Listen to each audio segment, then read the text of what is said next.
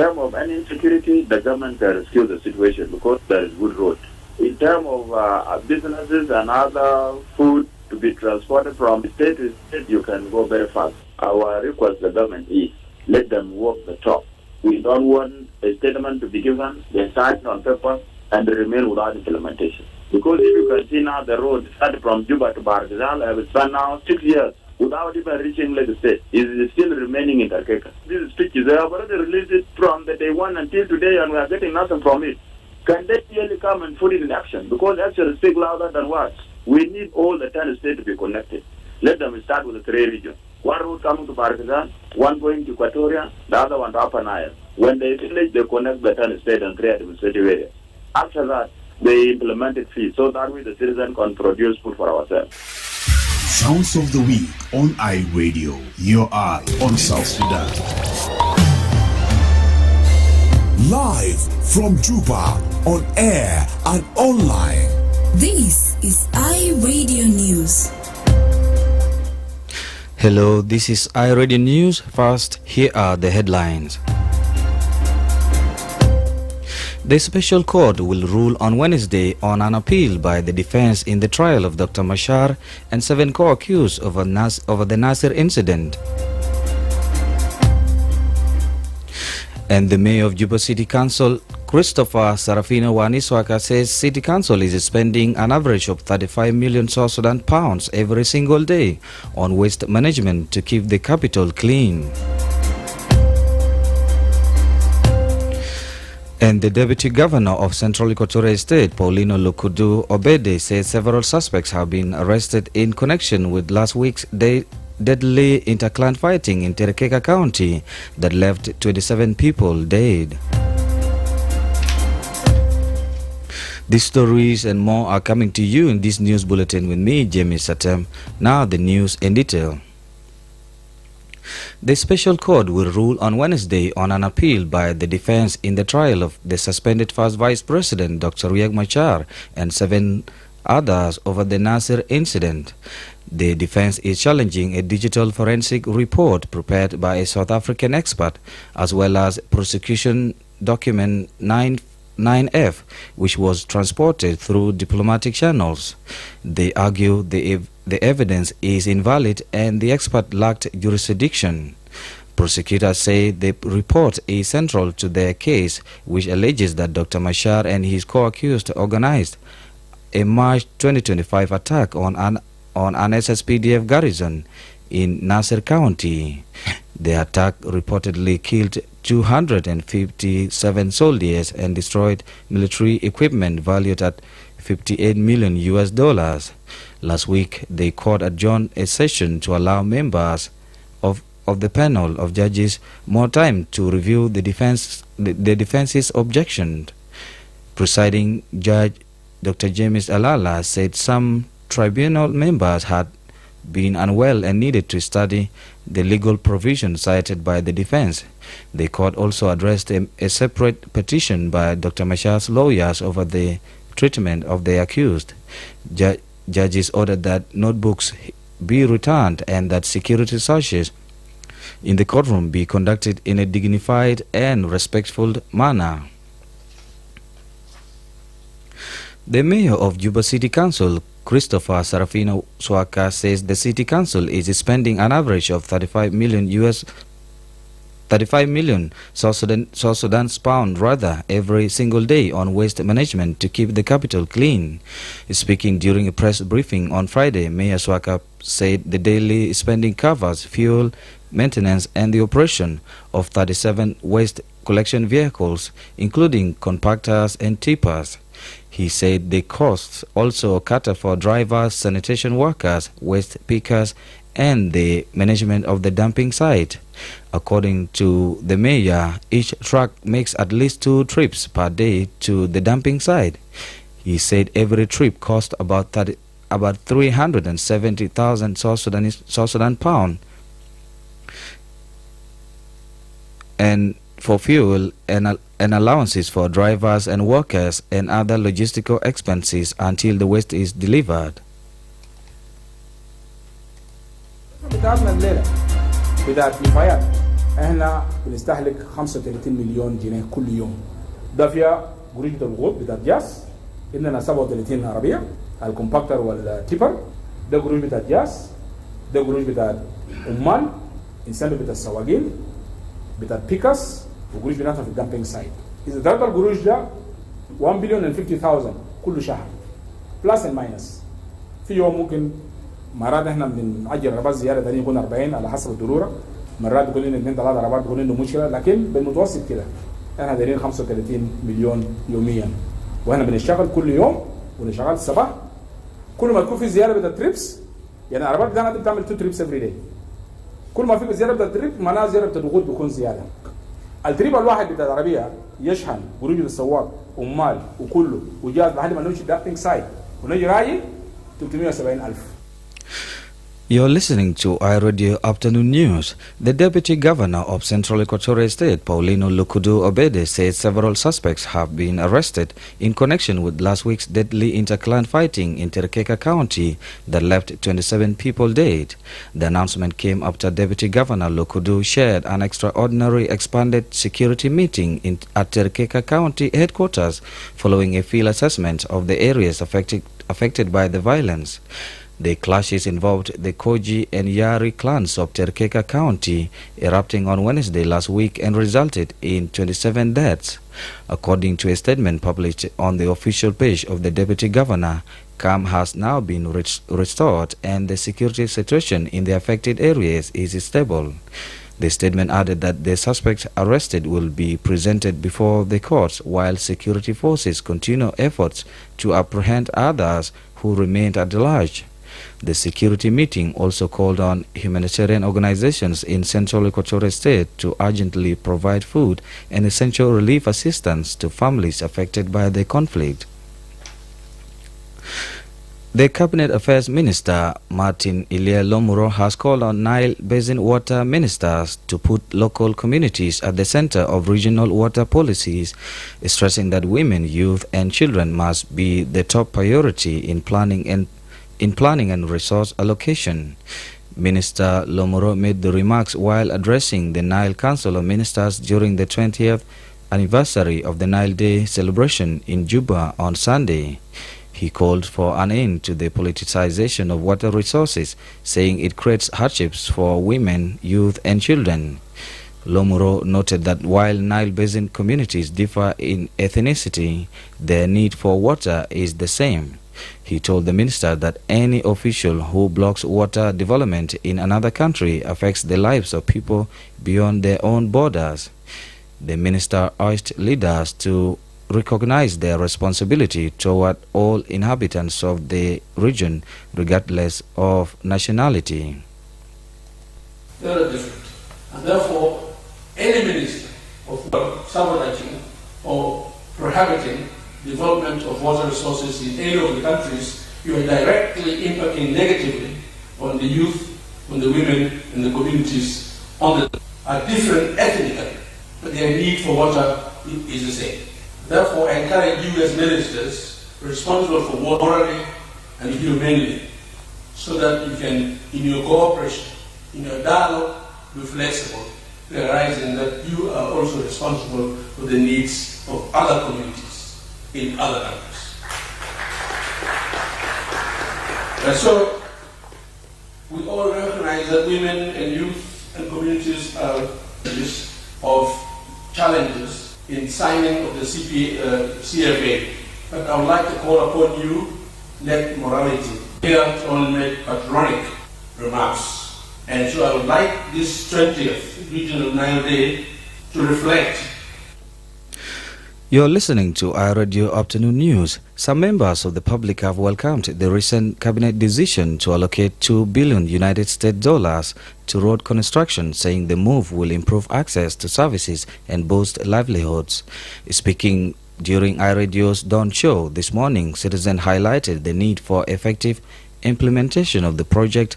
Some suggested hiring foreign construction companies known for their reliability, arguing that local firms might lack the necessary experience. David Magok from WOW raised concerns about the government's ability to deliver, referencing the Juba Bahr El Ghazal road project, which has been installed for over 5 years. He said he hopes the new projects will move beyond announcements and finally be put into action. Peter Barra from Juba expressed similar views, advocating for reputable international construction firms to prevent corruption. He emphasized prioritizing the Juba-Ye road, saying it could supply food directly to Juba and reduce reliance on imports from Uganda and Kenya. Meanwhile, WOW resident Josh Arcangelo said he would only trust the project once he sees progress on the ground. Here's what they said. Why do our resources be used without implementation so that we get something as a citizen of the nation? So when our government is talking about this, we will be very happy when they put it in implementation. But all these speeches, they have already released it from the day one until today, and we are getting nothing from it.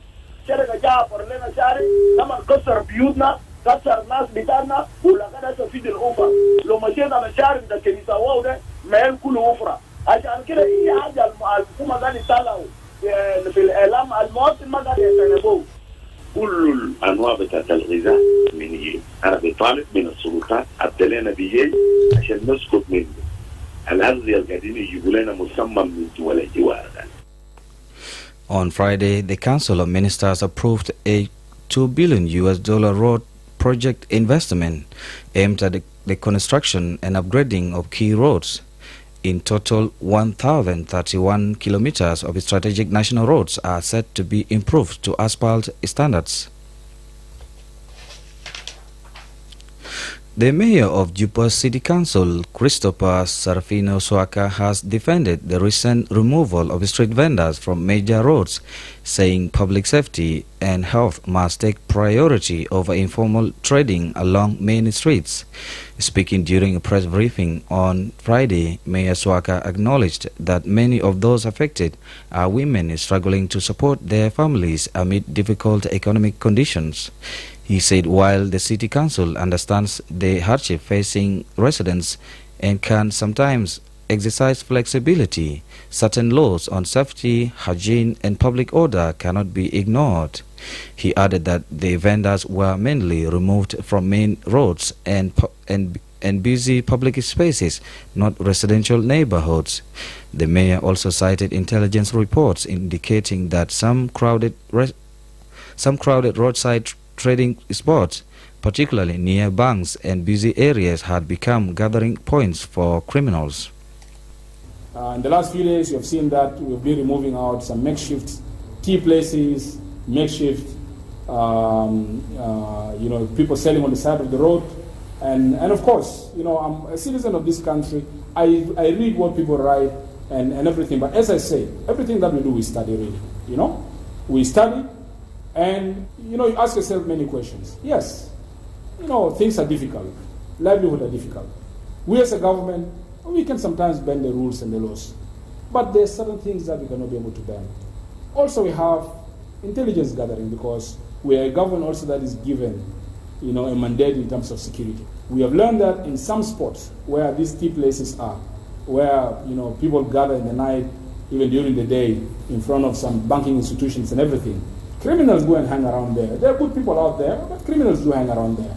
So they use those places also to be able to plan their activities and move around people. So because of the responsibility that we are mandated with, we've seen that on the main roads, we have moved out the vendors.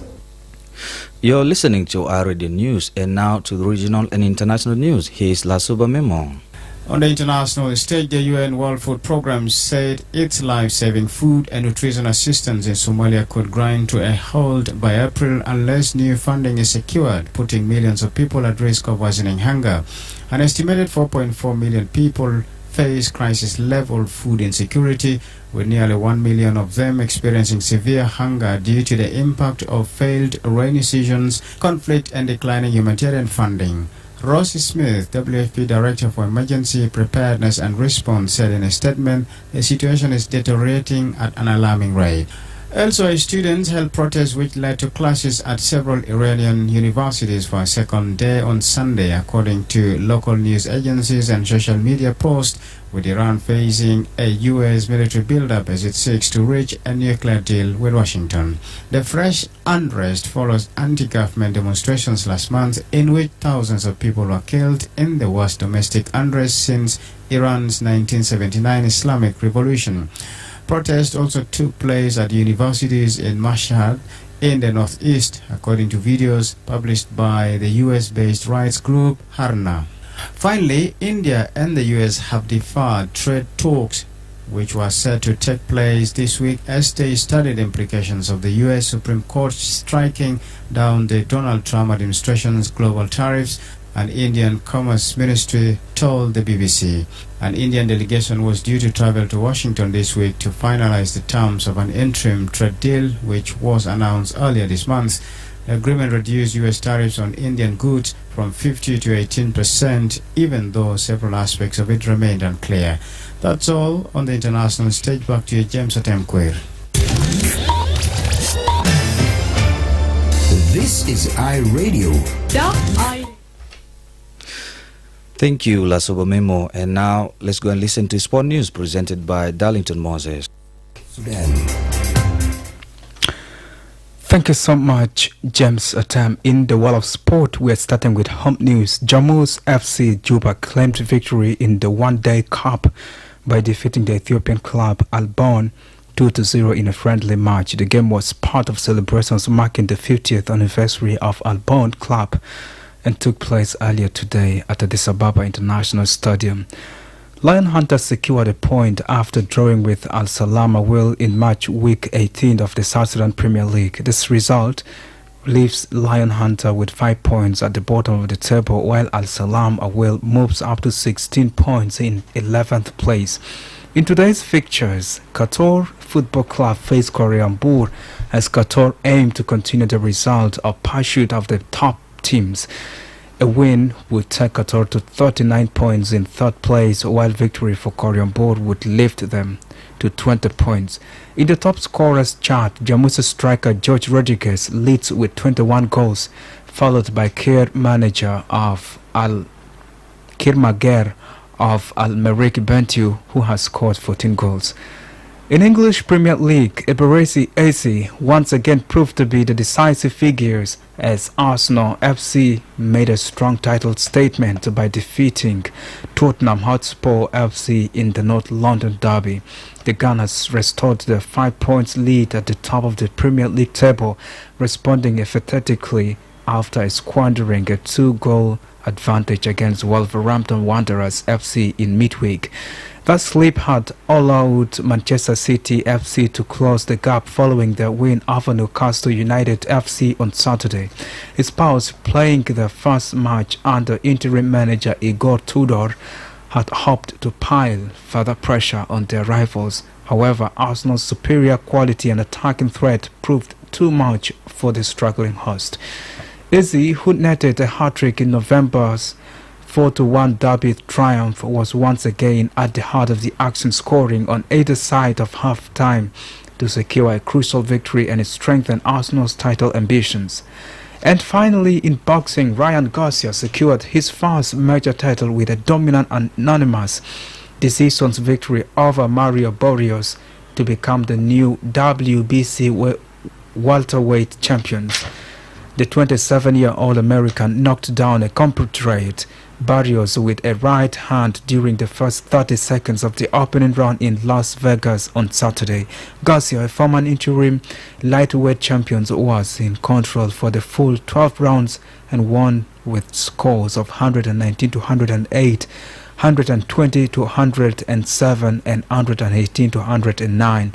In his post-flight interview, Garcia called out newly crowned WBO super lightweight champions Shakur Stevenson, who was in attendance at T-Mobile Arena. Fellow American Stevenson, 28, smiled, nodded his head and clapped as Garcia added, "I want to be a great champion, I'm not scared." This is all in the world of sport, and back to you, James Atem.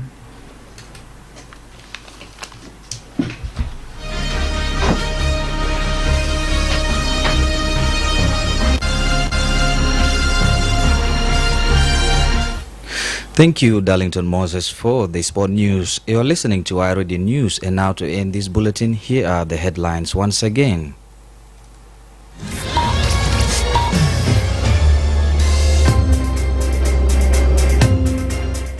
The special court will rule on Wednesday on an appeal by the defense in the trial of Dr. Riek Machar and 7 others over the Nasser incident. The mayor of Juba City, Christopher Sarafino Swaka, says the city council is spending an average of 35 million South Sudan pounds every single day on waste management to keep the capital clean. And the deputy governor of Central Equatorial State, Paulino Lukudu Obede, says several suspects have been arrested in connection with last week's deadly inter-clan fighting in Terkeka County that left 27 people dead. That's the end of our radio news. If there is a story or an event you like our radio to cover or report about, please send us a text message on +211 925 287 870.